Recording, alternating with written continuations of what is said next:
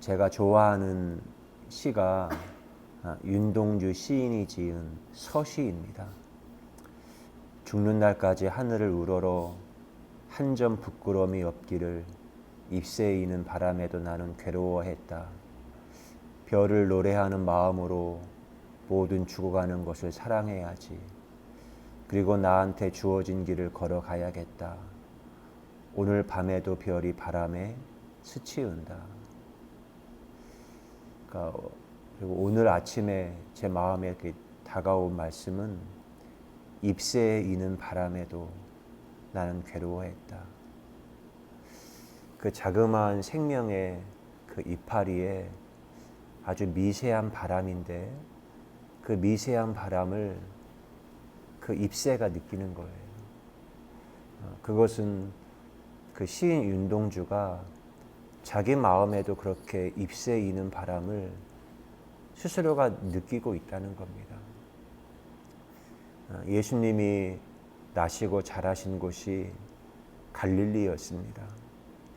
갈릴리라고 하는 그 현장, 그 예루살렘의 하부 구조로 모든 에너지를 공급하며 또한 착취를 당하고 고통의 땅이었던 갈릴리에서 예수님은 나시고 자라시면서 예수님에게는 갈릴리라는 것이 불려지는 순간에 많은 것들을 느끼고 예수님은 그것을 느끼며 사셨겠지요. 우리가 어떤 땅에 가면 그 땅에는 그 사람들이 있고 그러하기에 그 땅에 가면 어떤 고요한 떨림과 울림이 내 마음 안에 이렇게 다가오는 것들을 느끼게 됩니다.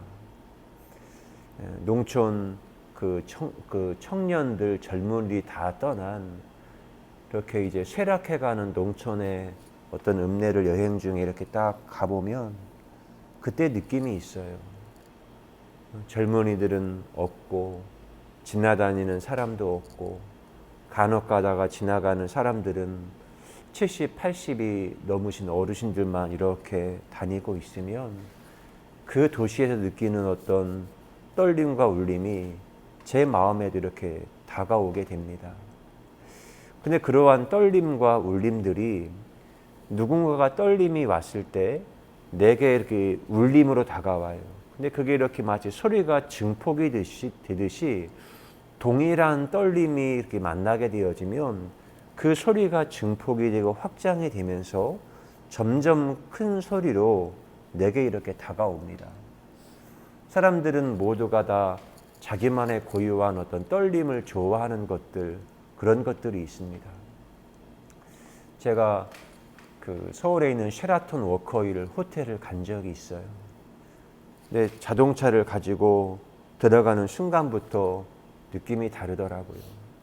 주차장에는 롤스로이드 그 최고급 차량이 딱 주차되어져 있고, 그리고 주차장에 내려서 그 호텔로 로비로 1층으로 들어오는데 면세점에 수천만 원짜리 시계가 이렇게 전시되어져 있고 커피 한 잔에 2만 원을 하고 있고, 와, 그런 것들이 이렇게 제 마음에 다가오더라고요. 아, 여기는 엄청난 권력과 힘이 작동하는 그런 공간이구나.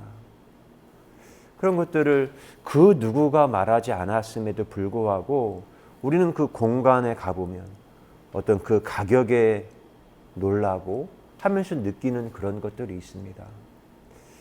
저의 고향은 충청남도 당진입니다. 제가 그 79년도인가요? 그때가 이제 삽교천이 완공이 되면서 그 충청남도 그 예산, 뭐 당진, 그 모든 곳에 그 삽교천 수로가 이렇게 생겼어요. 그 삽교천 수로가 그 농협 용수를 공급하니까 저희 고향에 그 갯고랑에 있던 염전들은 다 사라지고 그것을 이제 논으로 만들어 가는 거죠. 왜냐하면 충분한 농협 용수를 확보를 했으니까. 그리고 삽교천 수로를 통해서 농업 용수가 이렇게 들어오면 그 수로를 따라서 물만 오는 게 아니라 엄청난 고깃대들이 그 삽교천 수로로 들어옵니다. 그러면 그 물이 한번 왔다가 가면 동네에 있는 모든 아저씨들, 아이들 모두가 다 삽교촌 수로에 가서 낚시질을 하는 거예요. 정말 물반 고기 반입니다. 근데 거기다가 이렇게 낚시 미끼를 던지고 그 찌가 움직이는 거 그렇게 손을 가지고 쫙 잡고 있으면 거기서 이제 입질이 오잖아요. 그 작은 떨림 가운데 물고기가 지금 미끼를 물었구나? 그거를 딱 느끼는 순간에 그 순간을 놓치지 않고 딱 당기게 될 때 손맛도 있고 떨림도 있고 내 몸에 울려지는 울림도 있고 그 맛에 중독이 되면 그것에 사람들이 점점 빠져들게 되는 것이죠. 왜? 그 떨림과 울림을 내가 느끼고 있으니까. 여러분, 우리가 어떤 존재를 만나게 될 때 그 존재는 나에게 울림으로 다가와요. 그 존재가 떨고 있기 때문에.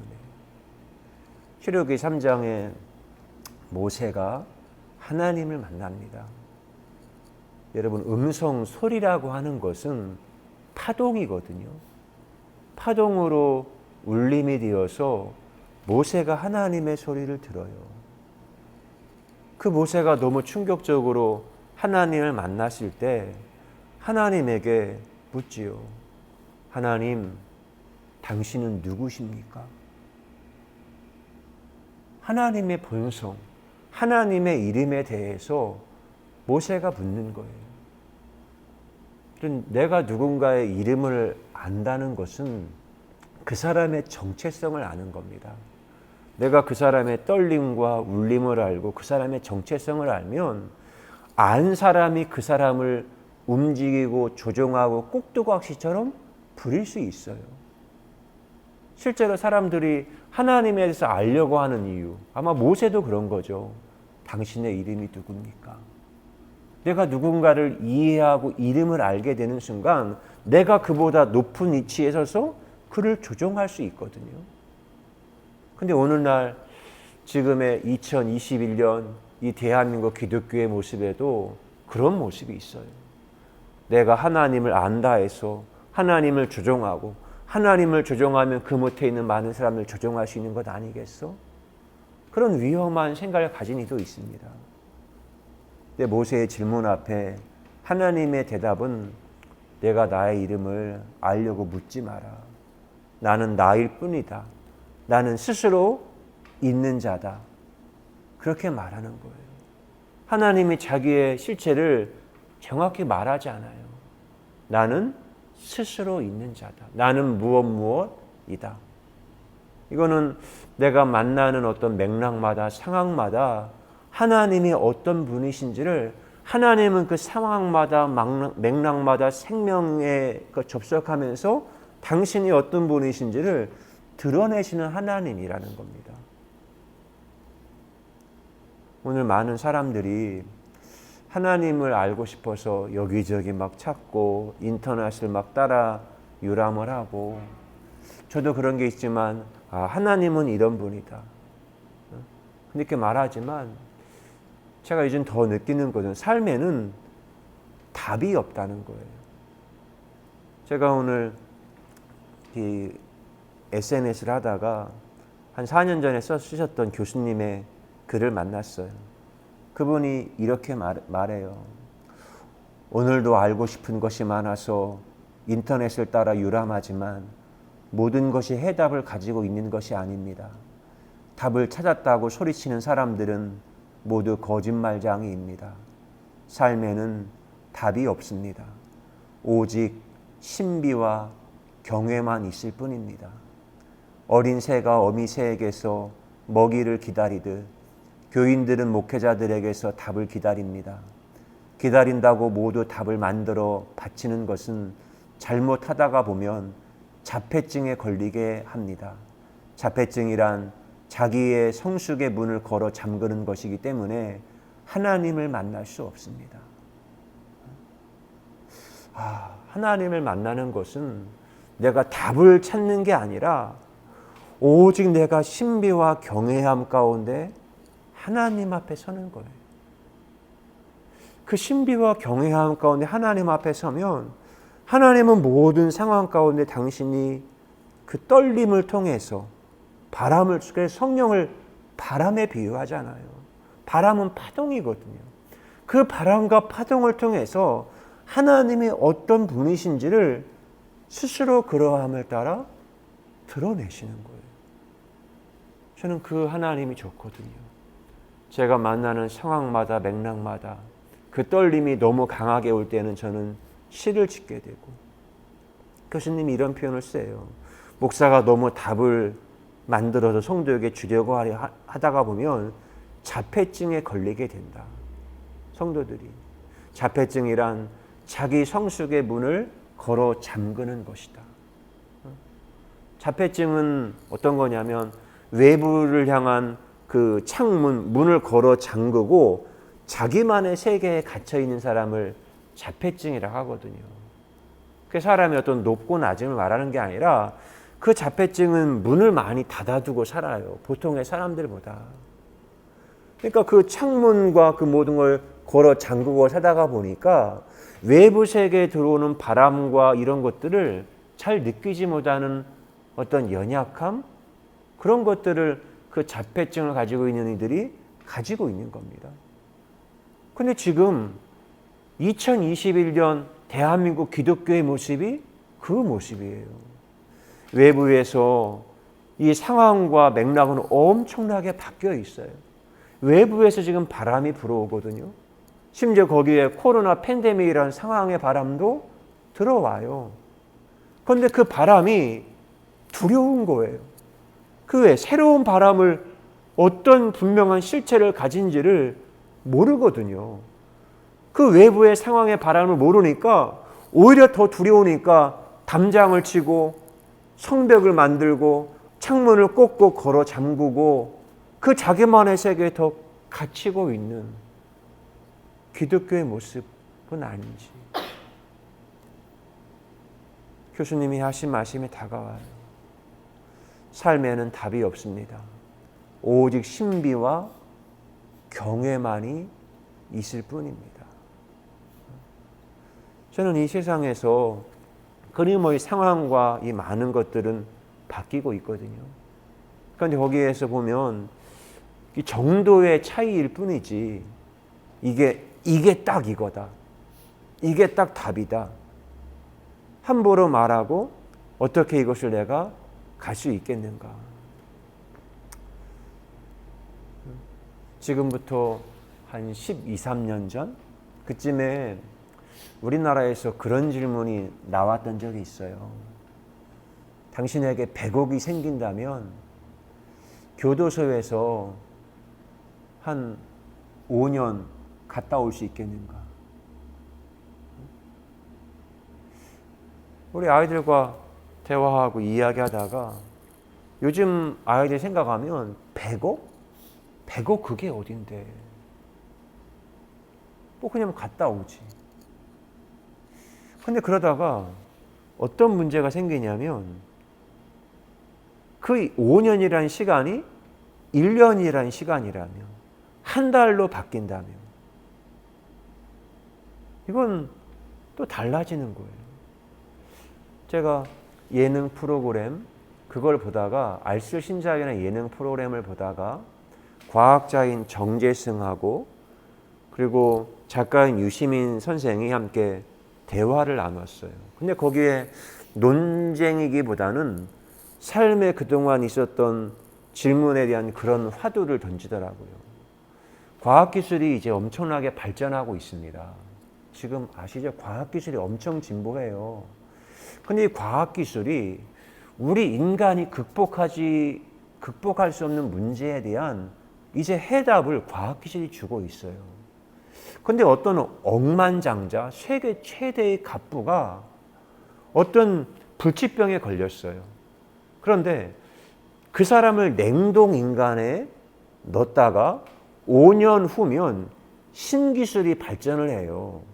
그리고 그게 나와서 생명을 잃지 않고 연장해서 이제는 살 수 있어요. 그러면 냉동인간을 그곳에 들어가겠는가? 아니겠는가? 이제는 과학의 진보가 그걸 가능하게 하거든요. 근데 맨 처음에 그렇게 질문을 하다가 어떻게 되냐면 그때는 5년이지만 냉동인간 30년? 아니 냉동인간 1년? 냉동인간 그럼 한 달만 한다면 내가 살 수 있어. 이렇게 질문을 바꾸다가 보니까 그때 있는 거기 모인 사람이 느끼는 게 인생이라는 게 어떤 분명한 절대적인 정답이 있는 게 아니구나. 내게 다가오는 것이 정도의 차이일 뿐이라는 거예요. 이게 5년이다, 1년이다, 한 달이다.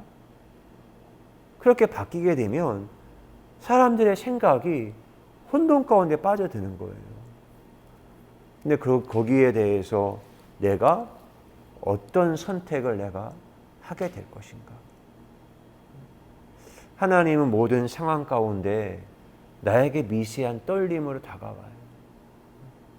모세가 하나님에게 묻죠. 하나님, 당신은 누구십니까? 나는 스스로 있는 자다. 나는 모든 상황 가운데 떨면서 존재하고 있을 뿐이다. 그렇게 말씀합니다.